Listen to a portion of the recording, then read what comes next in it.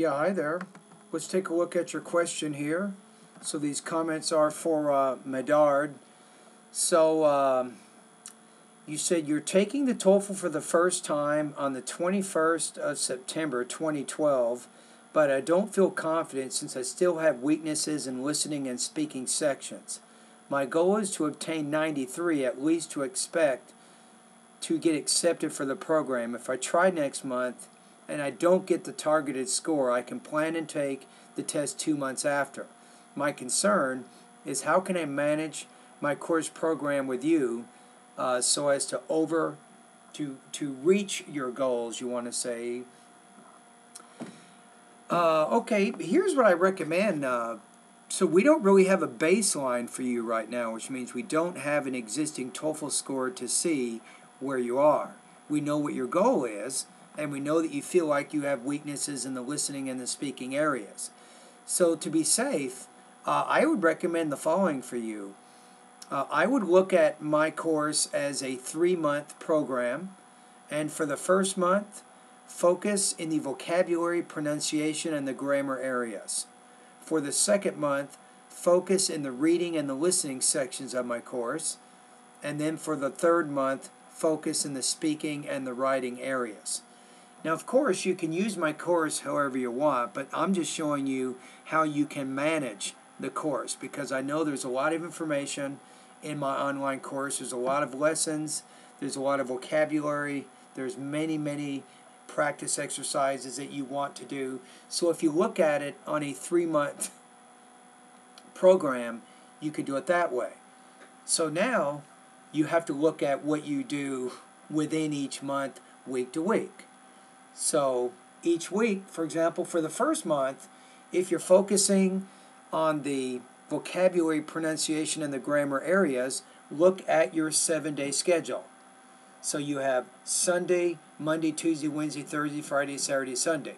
So you're going to do, how about vocabulary, pronunciation, grammar, vocabulary, pronunciation, grammar again, and then vocabulary. So each day you try to do one area in the course. And then you know each week you're spending time in those 3 areas. That's what I'd recommend. Now, once you get to the second month, you're focusing more on the reading and the listening. Then, for each week, you budget out your time reading, listening, reading, listening, reading, listening, reading. You see what I'm saying? So each week during that month, you spend time in the reading and the listening areas each week, making sure you balance the time that you spend in those areas. Now, once you get to the third month, you'll be speaking and writing, right? So you have, for 1 week, you have speaking, writing, speaking, writing, speaking, writing, speaking. So if you look at it over 3 months, and then you try to balance out your time each week in the different skill areas that I suggested, that's probably a pretty good way of managing the program.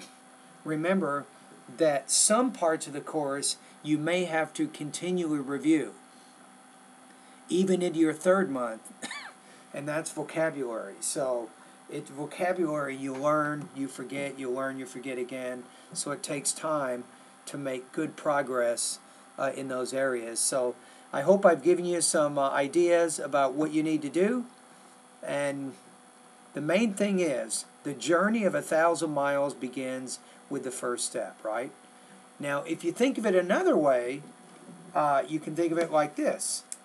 If you think of it as there's 330 lessons in my course, which is approximately 140 hours of instruction, then you can say, okay, how many days do I have, and I want to cover all of the lessons in those certain days. For example, here. Let me use my phone here really fast. So let's say you use my course over 90 days.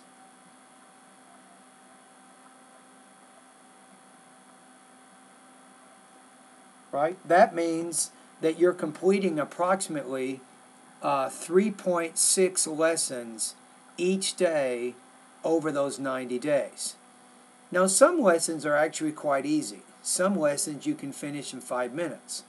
Now, some lessons, it'll take you several hours. For example, my vocabulary lesson 3. I mean, how long does it take for you to read a 150-page ebook and learn all the words in it? That's just one lesson. So some lessons are a little bit more difficult to learn the information. Other lessons you can get through them faster. The main thing is start today.